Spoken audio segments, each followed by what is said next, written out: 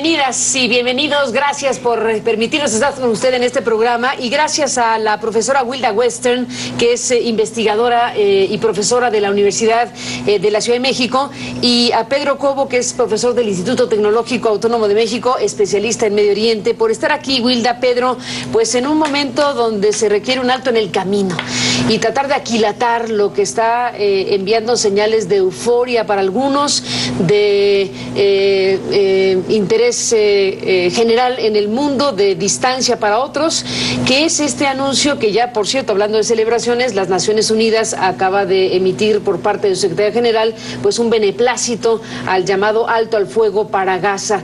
Esto que desde luego ustedes podrán analizar con lo que saben, ¿qué perspectivas reales tiene esto que ha generado pues que la gente en Gaza obviamente salga a festejar?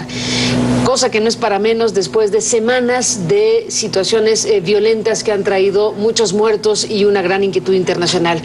¿De qué está hecho todo esto, Pedro? Buenas noches, bienvenido. Buenas noches, gracias por la invitación, Carmen.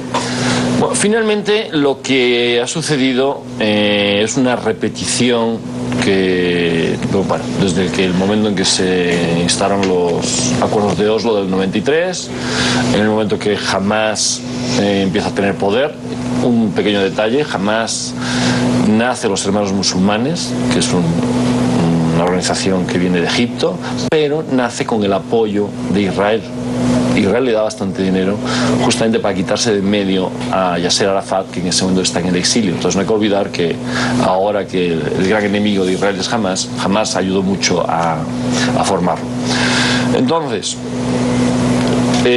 tenemos una ocupación desde el 67, que es ilegal, como es bien conocido. O sea, las Naciones Unidas no han reconocido que la ocupación de Cisjordania y de Gaza sea legal, y las condiciones donde más de 3 millones de palestinos, casi 2 millones en Gaza y otros 2 y pico, más de 4 millones en Cisjordania, viven condiciones muy precarias.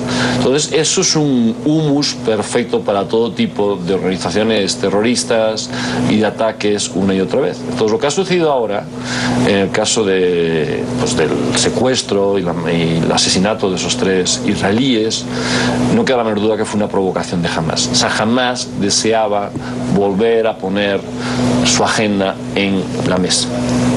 Es triste decirlo, pero fue una agenda clarísimamente donde Hamás esperaba que hubiese muchos muertos para llamar la atención. ¿Esperaba?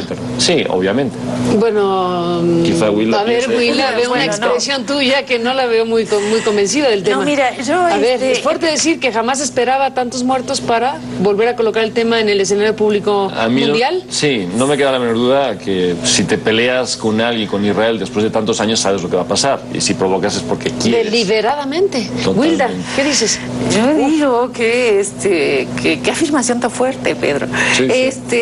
Digo que Hamás finalmente representa la resistencia, que Hamás se comporta a veces de una manera poco recomendable, digamos, en términos, por decirlo suavemente, por decirlo en términos de relaciones internacionales. Pero afirmar que solo esperaba esta reacción y miles de muertos me parece como demasiado, porque a mí me parece que no hay que perder de vista que esto es producto de una ocupación larguísima. Acabas de mencionarlo, de 67 en adelante, sí, de esfuerzos reiterados donde los palestinos siempre han estado cediendo. Los acuerdos de Oslo, desde los acuerdos de Oslo en adelante, la autoridad palestina, la ahora autoridad palestina, el Fatah en su momento, la autoridad palestina solo ha hecho ceder y ceder y ceder. Lo interesante de ahora es que finalmente se para tanta destrucción. Ojalá dure mucho, ojalá dure el mes que dicen que tiene que durar. Y ojalá este es el único punto real, así en términos racionales, este es el único punto. Cese al fuego, semanas de destrucción que ahora se paran. Todo lo demás está por verse. La apertura de Rafah, la apertura de las fronteras. Pero hay un acuerdo. Sí, hay un acuerdo, pero hay un mes. A ver. Yo digo que otra vez Israel está comprando tiempo y que otra vez está acordando para acordar en el futuro. ¿Acordar para acordar? Eso fue Oslo finalmente. acordar que iban a acordar y que tenían como distintos plazos y que se iban a cumplir. Y que luego eso no resultó y entonces la hoja de ruta, 10 años después de Oslo, vuelve a aparecer la misma dinámica. A mí te preguntaría, Wilda, o sea, a ver, dime. Pero dices que mi afirmación es muy fuerte y es cierto. Sí. Es decir, ¿qué esperas? ¿Cuántos miles de cohetes, por malos que sean, y utilizando un término muy mexicano, chafas, cuántos miles de cohetes habían tirado los de Hamas desde la última invasión del 2008-2009 hasta ahora? Decenas de miles, creo que llegan. O miles. Miles. Si tú estás lanzando continuamente cohetes que pretenden matar, lo que esperas es que te hagan caricias. Oiga, entonces, pero, llega un momento en que la provocación... Yo no estoy justificando la intervención israelí. Me estás diciendo que sí hay como un derecho a defenderse, que es el argumento israelí. ¿Eso me estás diciendo? No te estoy diciendo eso. Bueno. Lo que te estoy diciendo es, si tú tienes delante a quien tienes, sí, al ejército israelí, y cómo funciona el gobierno, es un gobierno de derecha, es un gobierno formado por parte de ultraortodoxos, tú sabes cómo funciona. Si le estás pegando, lo que esperas estás esperando que te devuelvan. ¿Para qué? Yo sí creo que es deliberado, no queda la duda que es deliberado. O sea, no es que sean unas pequeñas facciones dentro de Hamas que se salen de control y empiezan a atacar, no. Es el propio Hamas, que tiene el control prácticamente absoluto de la franja de Gaza, que decide atacar. Quizá el secuestro y asesinato de los tres, ya no estoy tan seguro, es que fue dirigido desde la cúpula. Entonces, es una política, es decir, y justamente en el entorno de Oriente Medio, donde están los fundamentalistas, el ISIS, la pelea entre Irán y Arabia Saudita, donde Hamas quiere demostrar al mundo, las relaciones públicas de Hamas no somos nosotros, Occidente, las relaciones públicas de Hamas es el mundo musulmán. Sí. Entonces va dirigido a ellos. Nosotros somos los grandes defensores, nosotros somos los que trabajamos, los que atacamos, mientras que Fatah son unos cobardes, solamente ceden. Entonces, en esta batalla de relaciones públicas, yo creo que jamás ha ganado en el mundo musulmán. Y el que ha perdido enormemente ha sido Israel, porque Israel sí tiene unas relaciones públicas. Pero Israel ha perdido porque ha sido terrible 7 semanas de destrucción. Sí. O sea, no te puedes quedar impávido frente a eso. No, claro que el mundo, claro que tiene que decir ya basta. Claro, pero además tendría que haber dicho ya basta hace mucho tiempo, porque la ocupación se extiende por años y años y décadas. Estoy de acuerdo. No estoy Entonces, de que Hamas tiene una política de provocación, nadie dice lo contrario. Pero también es producto de un cerco y un asedio que dura años. Desde 2005, del retiro del 2005, unilateral de Israel. Lo que ha pasado en adelante ha sido un cerco que se mantiene y es firme y es control de las aguas y en control de todo. Y ahora ahí están diciendo, y también le vamos a dar 5 kilómetros más para que pesquen. Entonces, realmente suena, es que es escandaloso en términos humanitarios. A ver, el asunto claro, es... Wilda, que quede claro. Primero, es criminal lo que está haciendo Israel desde que no desde que se fue, desde la ocupación del 67. Eso no me queda la menor duda. Es ilegal, es inhumano y en muchísimos casos criminal, como en este caso. Yo eso no lo discuto. Realmente es una barbaridad. Y creo que la política de Israel es completamente equivocada para los fines políticos que persigue. Olvídate de la moral, creo que es totalmente equivocada. Ahora, en este caso, lo que estamos viendo, por lo menos lo que yo veo, es 2 élites gobernantes que realmente les importa bastante poco la cantidad de muertos que haya en sus filas. Creo que al gobierno israelí le importa más que a Hamas, porque Hamas finalmente, por desgracia, es lo que yo digo, saca más dividendos mientras más muertes haya. Israel no. Pero Israel, en esa política... Siempre y cuando los muertos no sean suyos, y eso nunca pasa. Porque la disparidad es tal, la disparidad entre Israel y Palestina es tal, que siempre habrá miles de muertos frente a una veintena, 60 contra 2.200. El valor de la vida humana, pues claro, hay que tenerlo. Digo, no se van a andar poniendo así números tan crudos en la balanza, pero eso habla de una situación concreta, que es la disparidad que tienen unos y otros. Y añadiría yo la desproporcionalidad. O sea, digo, desde el punto de vista moral, a mí no me queda clarísimo que es es mucho más inmoral lo que ha hecho el ejército israelí en estas últimas semanas que lo que ha hecho Hamas. Pero eso no justifica a Hamas, no, ni muchísimo menos. ¿No? Entonces, claro, ahí la cuestión es, si fuésemos al inicio, bueno, tenemos que ir a Abraham, pero no nos vamos a ir tan lejos, ¿no? Eso sí es el inicio. Yo soy historiadora, pero vamos al inicio, no tan lejos, pero volvamos después de la pausa. Wilda, Pedro, en esta conversación que, bueno, está en el punto analizando precisamente lo que acaba de anunciarse en estas horas, después de más de 7 semanas, como se ha dicho, bueno, incluso la palabra enfrentamientos cuesta trabajo, ¿no? No sé ni cómo describirlo. El origen es de este problema la toma en el 67 de Cisjordania, que en ese momento estaba bajo soberanía jordana, y de Gaza, que estaba bajo soberanía egipcia. Entonces, a partir de ese momento y hasta el día de hoy, esos dos terrenos están bajo administración militar. Las leyes las decide el gobierno militar. Bueno, en esos terrenos no había judíos en ese momento, en el 67. Desde el 67 hasta el momento, en Cisjordania hay más de 500.000 colonos judíos. En Gaza se fueron en el 2005. Y como habían dicho Wilda, sí se fueron, pero lo cerraron. Con lo cual, pero bueno, en Cisjordania tenemos a 500.000 judíos situados estratégicamente por carreteras y controlando el agua de unos, ¿cuántos hay? ¿3 millones o por ahí en Cisjordania? De palestinos. Sí. Bueno, entonces claro, cuando los acuerdos de Oslo en el 93 deciden que va a haber un Estado palestino en Cisjordania y Gaza, en aquel momento había unos 200.000. 20 años después hay 500.000. La pregunta que se le podría hacer a todos los gobiernos de Israel, izquierdas o derechas, que da lo mismo, es decir, eres un mentiroso, eres un hipócrita, porque si, ¿qué es lo que le dicen los palestinos? Si me quieres dar un territorio, ¿por qué constantemente construyes asentamientos y nos mandas colonos judíos? Que evidentemente eso va a impedir que yo tenga un Estado, ¿no? Y a partir de ahí surge la primera intifada en el 87, como una respuesta ante ese gobierno militar. Surge una intifada en el 2002 y los levantamientos el 2005, en el 2009, en el 2014 estamos ahora, ¿no? Y pues yo creo dentro de medio año, dentro de un año, estaremos igual, porque hay problemas de fondo. O sea, que esta tregua o cese al fuego le pone a ustedes poca esperanza realmente de que sea muy prolongada. Y bueno, bastante pocas. Prolongada es un decir, definitiva, bueno, ni de bromas. Que habrá que mirarla cada minuto para ver si no se rompe.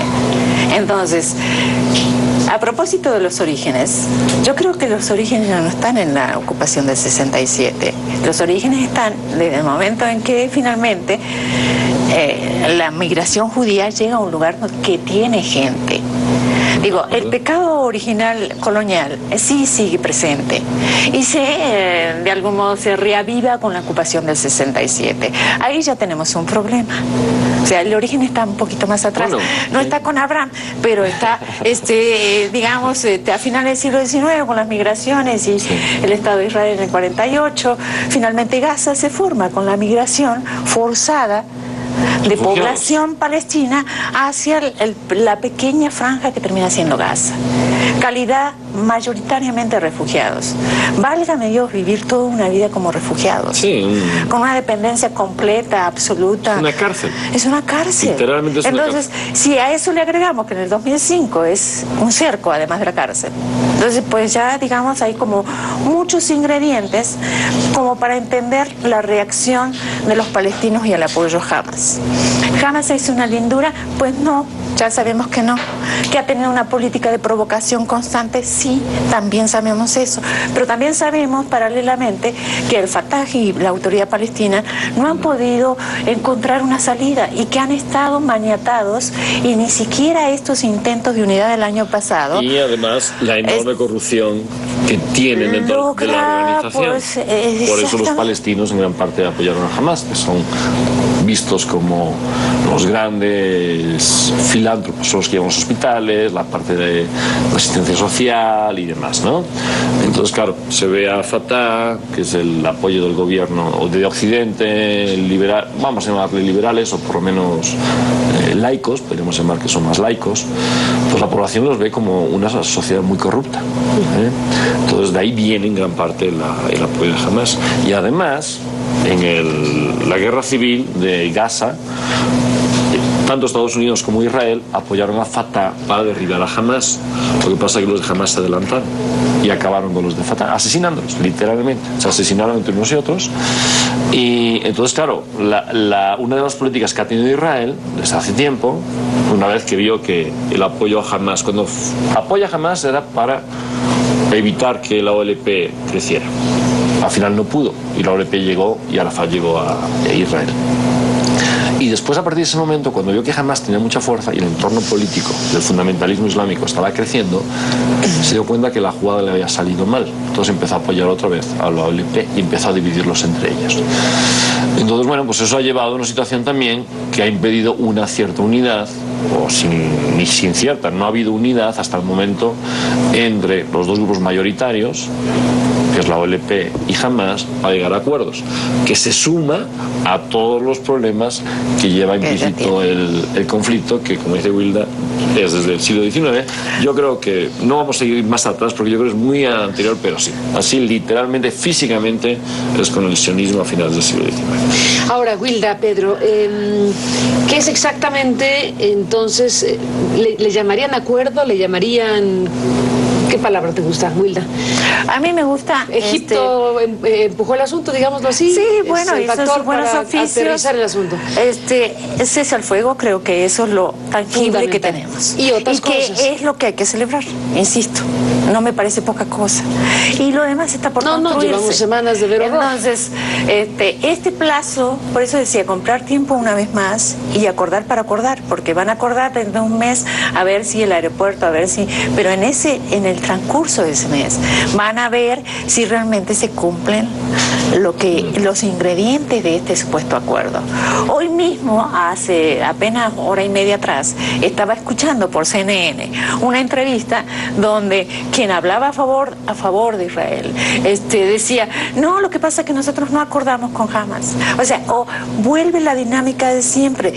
Se hace un acuerdo y a los minutos hay interpretaciones distintas respecto a lo que realmente se acordó y quiénes intervinieron. Claro, es una política perversa, pues. ¿Frente a qué estamos o hemos estado? Esto es un enfrentamiento, cuesta trabajo usar la palabra enfrentamiento, Hamas-Israel, enfrentamiento, guerra. ¿Tienes palabra para definirlo? No, yo diría que hay una política ahí de destrucción del Estado de Israel sobre Gaza. Entonces no podemos hablar de guerra, naturalmente que no. ¿Y enfrentamiento no hay dos contendientes y enfrentamientos tampoco. Entonces yo creo que eso, si lo tenemos clarito, es ganancia. La otra parte que me parece que sí también tendríamos que tener clarito es que a pesar de los pronunciamientos, si Estados Unidos no toma otra posición, no hay forma de resolver este asunto en la región. Aunque todos sabemos, salimos a la calle, protestamos una y otra vez sobre distintas cosas, aquí en México, en otros lugares, por Gaza, y nada cambia. Y nada cambia. ¿Y por qué nada cambia para irnos? ¿Por qué nada cambia? ¿Por qué no hay algo que diga, que haga imaginable un tipo de solución, un tipo de salida a algo tan prolongado? Es que hay que repensar la resistencia. Finalmente, eso sí es algo que tenemos como pendiente, reflexionar por qué nuestra resistencia, ocupación de las calles, todas las manifestaciones, no están llegando a modificar las políticas. ¿Tienes respuesta breve? No. No. Pedro, para irnos. Bueno, creo que la tregua es algo positivo. Sería ideal que se hiciera un aeropuerto, que se hiciese un puerto, que se aumentara las millas que pueden salir, porque es que los pobres pescadores no pueden salir. Bueno, 4 kilómetros, ¿no? Pueden y ahora se amplía. Se pretende ampliar.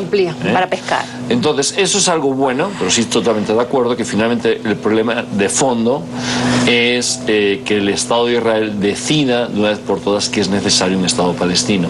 Actualmente, por la composición electoral y cómo llegan los diputados a la Knesset, al Parlamento, eso es imposible. O sea, porque hay una minoría, son minorías muy chiquitas y cada vez más de extrema derecha. Por un tema poblacional, los ortodoxos y ultraortodoxos cada vez son más. Y los rusos, que también en general son de extrema derecha, de tal manera que cualquier gobierno, por moderado que sea, se tiene que aliar con estos pequeños partidos para formar mayoría y tener un gobierno. Entonces, la mentalidad de ese grupo grande es una mentalidad que no tiene nada que ver con la realpolitik, sino tiene que ver con el mesianismo. Entonces, cuando te tocas en el tema de mesianismo, no es una cuestión de me das y te doy, sino es algo que viene de arriba, que algo que me dio Dios en un momento determinado, y así lo dicen claramente, y por lo tanto no lo voy a ceder, y Dios está con nosotros. Entonces, claro, cuando jamás no le va a la zaga en ese tema, en esa visión. Entonces nos vemos en dos diálogos que tienen muy poco que ver con lo que en Occidente entendemos por la realpolitik, me das y te doy. Allí, en general, son otros códigos. Son otros códigos fundamentalistas. Entonces, por eso es terriblemente difícil llegar a acuerdos. Nos vamos con una frase prácticamente. ¿Con qué te despides, Wilda? Hay que terminar la ocupación y valorar la posibilidad de un Estado palestino, que habría que discutir las condiciones, su viabilidad y tantas otras cosas. Terminar la ocupación, esa es la clave. Israel lo sabe hace mucho tiempo. Pues ahí está, para cerrar, Wilda, Pedro, a los dos gracias por estar aquí para hablar del tema, este tema que desde luego pues atrapa la atención de todo el mundo, y en estas horas más con motivo del anuncio que se dio y pues lo que ustedes han analizado muy ampliamente, este alto al fuego que todos deseamos sea prolongado o definitivo, mejor si es posible. No se puede abandonar la idea de que eso debe ser así. Gracias a los dos por estar en este programa y a usted que nos permitió acompañarle. Pásela bien y hasta mañana.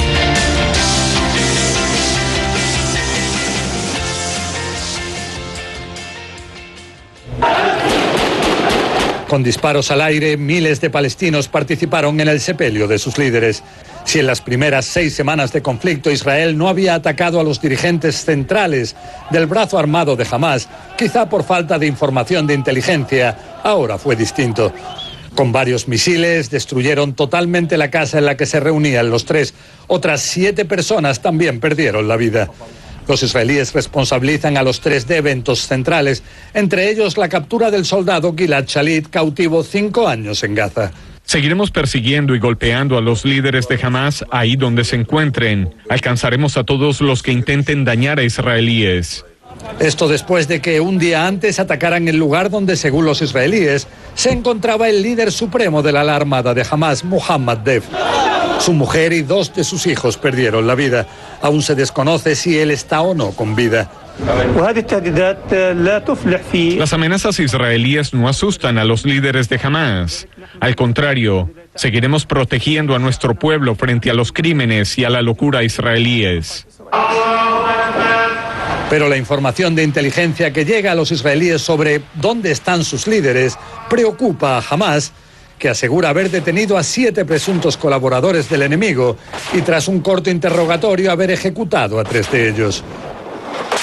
Aparte, Hamás advirtió a las líneas aéreas internacionales no volar a Tel Aviv a partir de ahora.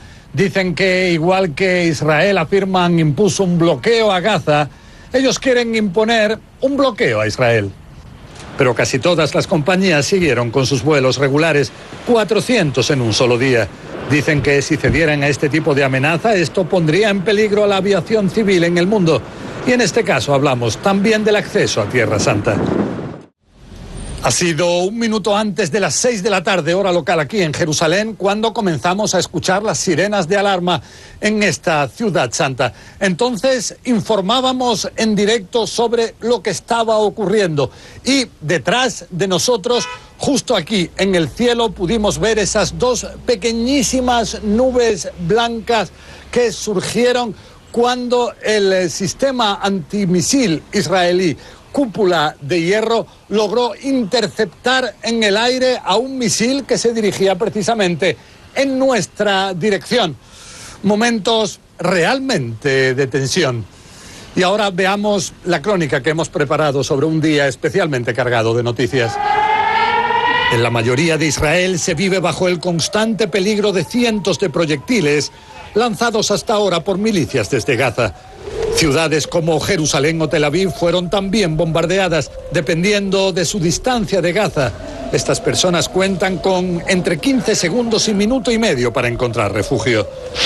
Y aunque la amenaza es patente, en la mayoría de los casos los proyectiles lanzados desde Gaza son interceptados en el aire por el sistema antibalístico Cúpula de Hierro, que fue calificado por la prensa israelí como Cúpula de Oro, por el cambio estratégico que representa. A la vez, las tropas israelíes están preparadas para entrar en Gaza. Dicen que la ofensiva militar finalizará solo cuando tengan asegurado que los ataques desde Gaza se interrumpan. No country on earth would remain passive. Ningún país sobre la tierra permanecería impasible frente a cientos de proyectiles lanzados contra sus ciudades. Israel no es la excepción. Y mientras tanto, la ofensiva aérea israelí contra Gaza se intensifica. Se habla ya de más de 700 ataques. Y entre las víctimas, niños y mujeres. En estas imágenes vemos el entierro de una niña. Y aquí el de una familia de 8 miembros. Los palestinos acusan a Israel de bombardeos indiscriminados de civiles. ¿Qué se supone que tendríamos que hacer? ¿Contar los proyectiles o intentar defender a nuestro pueblo y a nosotros mismos? Y eso es lo que hacemos. Y los israelíes acusan a las milicias de esconderse entre una población a la que no permite salir de las zonas a las que ellos avisan antes van a ser atacadas. Y cuando millones de personas en ambos lados viven en una realidad imposible, hay que destacar que no se ve aún un país que pueda servir de mediador entre Israel y Hamás para intentar lograr un alto el fuego. Y cuando no hay un mediador, es muy difícil un acuerdo. Se puede tener afecto por la cultura judía y por los judíos y al mismo tiempo estar profundamente en desacuerdo con la política que sigue la derecha israelí enquistada en el poder en aquel país. Porque a lo largo de los años he leído bastantes documentos al respecto y ahora con el conflicto entre la Franja de Gaza y el Estado de Israel, han seguido saliendo documentos de Naciones Unidas en los cuales no hay ninguna duda sobre lo inhumano, no solo de lo que está pasando ahora, sino lo inhumano del bloqueo que realiza el Estado de Israel contra la población palestina en la Franja de Gaza y en los territorios ocupados. Creo que en ese sentido no estamos ante una tragedia, otra tragedia humanitaria que pues nos lleva a la compasión y nos preocupa, sino que estamos ante la necesidad de reconocer que un Estado que forma parte de las Naciones Unidas, que es apoyado y protegido por Estados Unidos y por un buen número de países, está cometiendo actos inaceptables de acuerdo a los criterios establecidos por el derecho humanitario internacional. Yo creo que el problema es de una complejidad enorme. Irnos al principio, ¿de quién es esa zona? ¿Quién fue? Es como también si lo decimos en el caso de México, bueno, pues aquí debió de haber sido originalmente de unas etnias indígenas y nosotros no tenemos nada que hacer en este lugar, pero ya no tiene mucho sentido eso. Yo creo que es imperativo, es importantísimo que salgan los dos estados, que haya dos estados perfectamente delimitados y con sus derechos y obligaciones, el Estado de Israel y el Estado de Palestina, que no veo otra salida, ni los radicales palestinos van a lograr sacar a Israel de donde está, ni Israel va a acabar con los palestinos, aunque hay algunos que quisieran hacer eso. No hay ninguna posibilidad. Entonces, la sensación de impotencia que tenemos desde fuera es ver que hay una salida, pero no hay quien sea capaz de imponer esa salida racional de dos estados con sus respectivos obligaciones y derechos y sus ejércitos, etcétera, y ya esta ir y venir va a volver a pasar. Entonces, mientras siga esto así, va a volver a pasar. En algún otro momento va a tener otra vez la puerta, las posibilidades de invadir Gaza y otra vez las escenas, los niños ahí muertos, etcétera, y luego Hamás con sus cohetitos que total ni llegan, pero ahí está una y otra vez lanzando sus cohetes que no llegan a Israel, pero que sí le dan el motivo para decir, están amenazando mi seguridad, y sí, la están amenazando. Y vienen las represalias que por los muchachos que aparecieron muertos. No, claro, la solución sería esa, pero hay un problema de unilateralismo israelí y un apoyo solapado de los Estados Unidos, administraciones van y administraciones vienen, a una posición que yo no sé si es culposa o qué es lo que los lleva efectivamente a no reconocer eso. Sergio abría la intervención diciendo, hay aprecio por la cultura israelí, yo la tengo, y el Estado de Israel, y me parece que tiene todo el derecho a existir y a defenderse, igual que digo que la cultura rusa es inolvidable y no por eso los unilateralismos de su gobierno deben quedar sin ningún tipo de, desde mi punto de vista, de matiz condenados, ¿no? Es decir, usted se anexionó una parte de un territorio y ahora existe la posibilidad, eso dijo Obama, de que hayan bombardeado un avión, un avión malasio. Es decir, lo que está haciendo el Estado de Israel es utilizar una fuerza desproporcionada para agredir una población que en muchos sentidos está inerme, sin abrir la posibilidad de la solución última, que es reconocer que debe haber, porque la derecha israelí, apoyada por un sector muy amplio en Washington, no le da la gana reconocer que los palestinos tienen derecho a existir exactamente en los mismos términos que ellos existen como Estado. Y ese sería el principio de la solución, no sé si sería la solución, pero es el principio para empezar a ordenar territorial y políticamente una zona altamente inestable. A los israelitas se les reconoció ese derecho después de muchísimos años y hoy en día ellos no reconocen lo mismo para el caso de Palestina. Y hablaban ustedes por un lado de la desproporción entre la fuerza de un Estado y el otro, o el otro cuasi Estado, pero no solamente es esa desproporción, sino el despropósito de Israel de enviar los misiles de manera indiscriminada sobre población civil como represalia. Eso por una parte. Y me parece que el cargo que hacen ustedes dos, Sergio y tú, Leonardo, sobre unilateralidad de Israel, pues un cargo que también se le tiene que hacer, y se lo hemos hecho en esta misma mesa, al caso de Estados Unidos, ¿no? Estados Unidos le da igual el derecho internacional, o suele darle igual, o suele utilizarlo en su favor, o utilizarlo cuando le conviene y cuando no, hacerlo a un lado, y este apoyo irrestricto a Israel o al Estado israelita, al Estado judío, de decir vamos por esta vía unilateral en lugar de propiciar, digamos, un concierto de naciones que buscara una solución como la que, yo sé que se dice fácil y es muy difícil, como la que está proponiendo Lorenzo, en el sentido que, claro, tienen que ponerse de acuerdo cuáles son los límites, porque no es solamente el no reconocimiento, sino cuál es la extensión a reconocer para el asentamiento del Estado palestino, ¿no? Lorenzo, tú decías algo que me parece muy relevante para analizar este y otros problemas. Decías, es de una complejidad enorme, infinita pareciera, con tantos matices, y vamos, en Jerusalén, en donde se juntan una de las tres grandes religiones, o tres de las grandes religiones de la historia de la humanidad.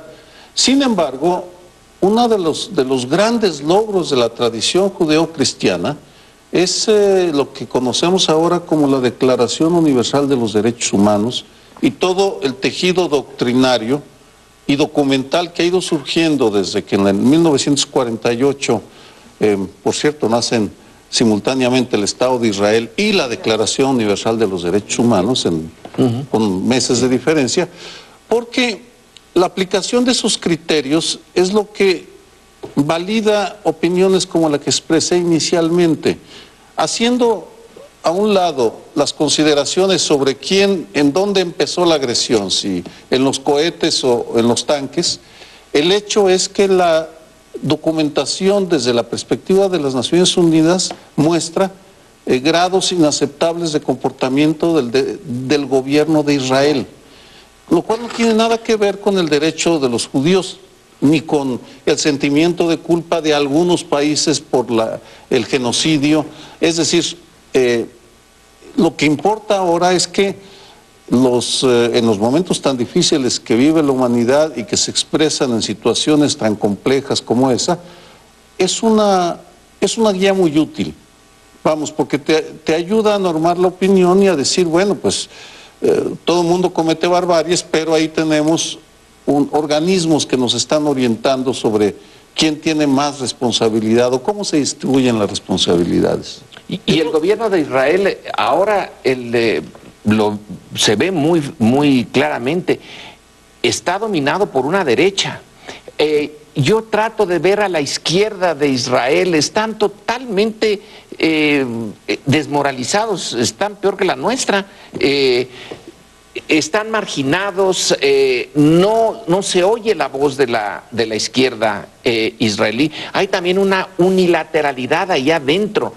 El dominio de la derecha es abrumador dentro del gobierno de Israel. Pero más que una unilateralidad, ahora que se van a cumplir 100 años de la Primera Guerra Mundial, sé que cuando la maquinaria nacionalista se empieza a mover en los distintos países, era muy difícil discrepar porque te acusaban de traidor, de no estás con la, ¿cómo se llama?, con tu patria. Y hay un montón de escritores, algunos de ellos afamadísimos, artistas, Barenboim, etcétera, que han denunciado esta barbarie y la maquinaria patriótica se les ve encima. Es decir, usted es un traidor a Israel. Es muy difícil cuando esta oleada nacionalista se activa discrepar, porque entonces te ponen en una esquina complicada. Pero no ha habido país que más veces haya violado resoluciones, salvo los Estados Unidos, que son la primera potencia, y que aún así paga.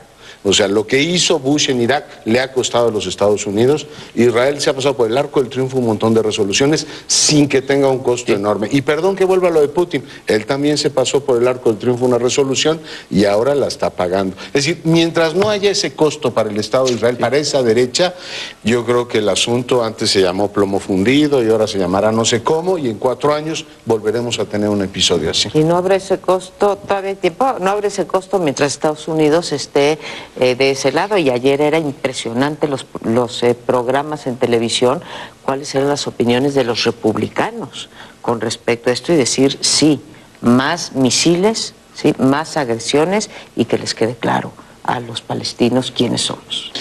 Hablando de traidores, en 5 segundos, todavía recuerdo cuando el gobierno de México acusaba de traidores a quienes defendíamos los derechos humanos, porque decían que éramos instrumentos del imperialismo yanqui. Vamos a tratar el tema internacional, y que conste que alguien del público nos dijo, bueno, traten cosas fuera de México y métanse en problemas difíciles, como es el problema de Gaza e Israel. Vaya que sí es difícil tener y sustentar opinión en este conflicto. Ya lo hemos hecho en otro programa.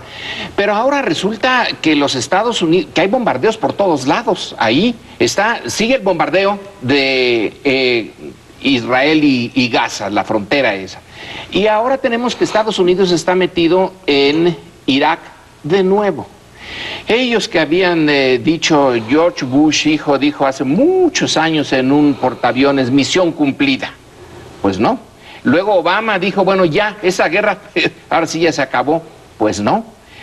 Ahora están tratando de detener a esa organización que se llama Estado Islámico y de Levante, que pues se levantó de entre los muertos, y resulta que está ahora amenazando, está muy cerca de Bagdad, está operando en Siria, en Irak, y Estados Unidos decidió no enviar tropas terrestres, pero sí enviar parte de su ejército del aéreo para estar sistemáticamente bombardeando a esta organización islamista y defender a los kurdos. Los kurdos están en principio en problemas con Irak desde hace mucho tiempo porque quieren su independencia. Es un lío esa parte del Medio Oriente, y quien realmente la entienda, se lo agradeceré si nos lo dice a nosotros, pero está muy difícil. El punto es que Estados Unidos está metido allí, y el mundo de alguna manera tiene que responder a todas estas situaciones, tanto a lo de Gaza e Israel, como a lo de Estados Unidos, Irak, y Estados Unidos y Afganistán, donde también sigue el problema. Estados Unidos vuelve, después de 3 años regresa a Irak. Es una decisión costosa para Obama, porque había dicho en West Point que solo iban a intervenir militarmente ahí donde sus intereses directos estuvieran en juego. Y nuevamente, a pesar de la reforma energética que han tenido, el tema del petróleo vuelve a aflorar. No solo les preocupan los kurdos, sino el petróleo. Es una zona muy rica en petróleo. Hay otros elementos que hace particularmente trágico esa región. Están oprimiendo, por ejemplo, las minorías cristianas de una manera absolutamente atroz. Pero bueno, el tema de Irak es que los Estados Unidos hicieron la intervención imperial y se desentendieron de estructurar un poder que permitiera hacer gobernable ese país, y ahí están de regreso, igual que Afganistán sigue temblando y no logra, digamos, asentarse sobre una base medianamente sólida el gobierno de Irak. En el caso de Israel y Palestina, pues sí hay ahora mismo otra de las treguas de 72 horas, pero el problema estructural, ya lo comentábamos hace un par de semanas, sigue siendo el mismo. Israel sigue pretendiendo mantener una posición de declive, o sea, minar la posibilidad de que Hamás y las fuerzas palestinas se rearticulen, y lo está consiguiendo, pero sí lo consigue porque los bombardeos van debilitando la capacidad palestina de responder, pero sí es cada vez más costoso para Israel, tanto en términos de opinión pública como en términos de imagen, legitimar eso. Y cuando digo en términos de imagen, quiero decir que van por el mundo con la idea de que el Mossad es punto menos que el servicio de inteligencia más sofisticado del planeta, y durante años se los hemos creído. Pero uno se pregunta, a ver, ¿cómo es posible que sus propias narices les construyan túneles que después son el argumento fundamental para el bombardeo de Palestina, y el mejor servicio de inteligencia del mundo no percibe eso? Por tanto, le golpea también a Israel en términos de la eficiencia, de la credibilidad de su eficiencia como gran aparato de seguridad. Y tenemos el problema de la tesis de Obama, que creo que la resuelve muy bien, de que no vamos a intervenir, Estados Unidos no intervendrá, lo dijo desde el inicio de su toma de posesión en el primer periodo de gobierno, salvo que los intereses de Estados Unidos estén afectados. El problema es que tú puedes argumentar, bueno, Obama y los presidentes anteriores, y ahí sí no hay gran diferencia entre los republicanos y los demócratas, es muy fácil para ellos argumentar que ahí se están jugando alguno de los intereses de los Estados Unidos. Recordemos que no tenía días, lo que es más, no sé si fue antes de la toma de posesión, Lorenzo, tú me vas a corregir, o unos días después, le dieron el Premio Nobel de la Paz a... Después. Fue unos días después, ¿no? Le dieron el Premio Nobel de la Paz a Obama después, entre otras cosas, que no veo que otra justificación podría haber, de su discurso de toma de posesión diciendo precisamente esto, que no intervendría. En ese discurso, entre muchas otras cosas, venía la promesa, por ejemplo, con respecto a a Guantánamo, que no se ha cumplido, el sacar poco a poco, pero en un periodo de tiempo delimitado, a las tropas de Medio Oriente, no volver a atacar Irak, etcétera. Una tras otra de las promesas en materia de política exterior, digamos, de la política exterior en materia militar, ha caído, y de ahí que Hillary Clinton se haya podido aprovechar para ahorita, en este momento, dar la vuelta, criticar a Obama y posicionarse como la probable candidata demócrata, ¿no? Pues yo voy a meterme en un berenjenal, como me dijo un querido amigo judío, que me comentó que mi intención de opinar sobre el tema de Gaza e Israel. Y desde hace semanas que estoy leyendo, y lo cito, un periódico israelí, Haaretz, un periódico inglés, The Guardian, que me parece muy buenos, ambos por diferentes razones. Pero empiezo con la columna de Mario Vargas Llosa del día de ayer. Se la publican centenares de periódicos, tal vez. Yo la leí en El País y en Reforma también apareció. Lo que Vargas Llosa argumenta es una frase terrible. Dice: Israel ha transitado rápidamente de ser un país víctima a ser un país victimario. Es una frase terrible porque evoca el holocausto terrible contra el pueblo judío, y lo que argumenta es que el gobierno de Israel, que no es lo mismo que el pueblo judío, el gobierno derechista de Israel, no está entendiendo que los métodos que está empleando en contra de Gaza, que por cierto no me causa ninguna simpatía el radicalismo islámico, me parece ofensivo para la mujer, pero el gobierno de Israel que está agrediendo a Gaza de una manera que es éticamente insostenible. Y en este sentido, tanto editoriales de Haaretz, el periódico israelí, como en The Guardian, sobre todo en The Guardian, me ha impresionado la claridad con la cual funcionarios de Naciones Unidas han fundamentado lo terriblemente injusto de un bloqueo brutal que mantiene Israel en contra de Gaza. No les permiten tener puerto, aeropuerto, salir a trabajar, es decir, es un cerco como si Gaza fuera un gueto, el gueto de Varsovia, por ejemplo, y sé que esta comparación no va a gustar, pero sí me parece que quienes respetamos la historia del pueblo judío, sus tradiciones, su cultura, pues sí nos duele en mi caso el observar cómo el gobierno de Israel está logrando, como asegura Vargas Llosa, llevar a Israel a ser visto, y por asociación de algunas antisemitas al pueblo judío, de víctimas a victimarios. Y en estos dos casos, en el caso de Israel y Palestina, y en el caso de Irak, y metamos también el de Afganistán, el problema es que no se ve, aceptemos por un momento que la brutalidad pudiera ser efectiva, que es, vamos a ponerle a Estados Unidos 1945, Japón, Hiroshima, vamos, dejemos a un lado los problemas éticos, vamos a ser efectivos. Es la única manera de detener ya al Japón en este momento, porque si no, tendríamos que invadirlo y sería difícil.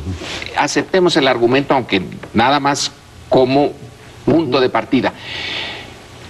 Pero en estos casos del Medio Oriente y de Israel y Palestina no se ve que alguien pueda argumentar esta dureza, nos duele mucho a todos, pero va a ser efectiva, sino que uno se está viendo que esa dureza no es efectiva, que están administrando con dureza una situación que no tiene salida evidente.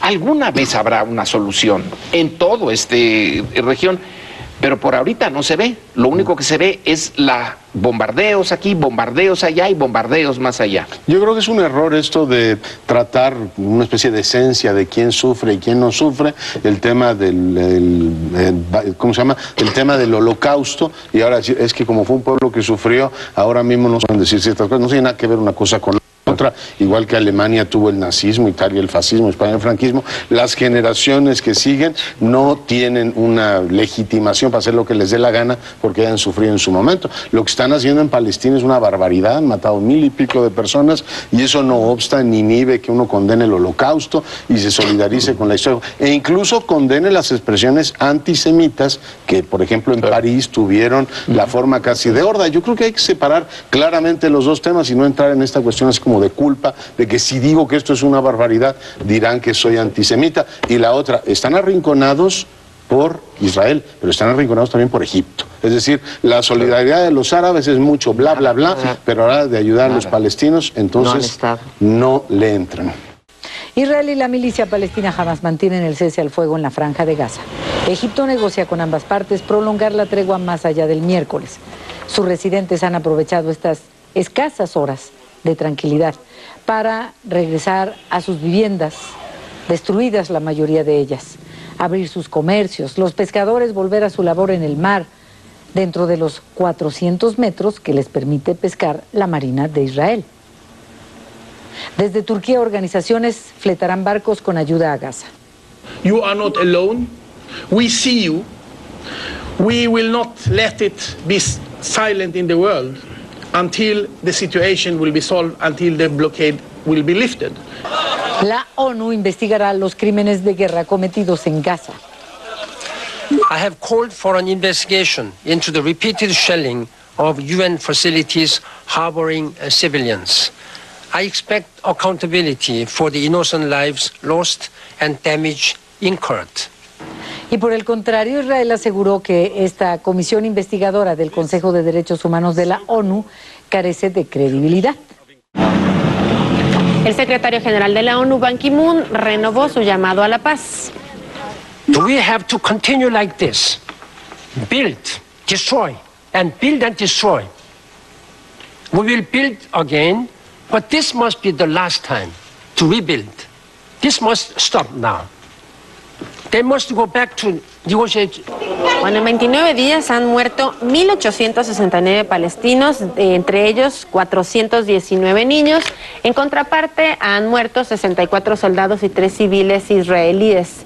México anunció que, en atención al llamado de la ONU, aportará fondos para la reconstrucción de Gaza. Y se rompió el cese del fuego en Gaza, donde este martes fueron disparados 3 cohetes que impactaron la zona de Beersheba, en el sur de Israel. Aunque no se reportaron heridos, el primer ministro de Israel ordenó a las fuerzas de defensa de Israel responder a los ataques. El grupo Hamas ha negado haber disparado los cohetes horas después de que se extendiera el alto al fuego hasta el final del día, mientras los grupos de negociación de ambas partes intentaban llegar a un acuerdo más duradero de paz. Tras el rompimiento de la tregua, una vez más, los negociadores abandonaron las pláticas.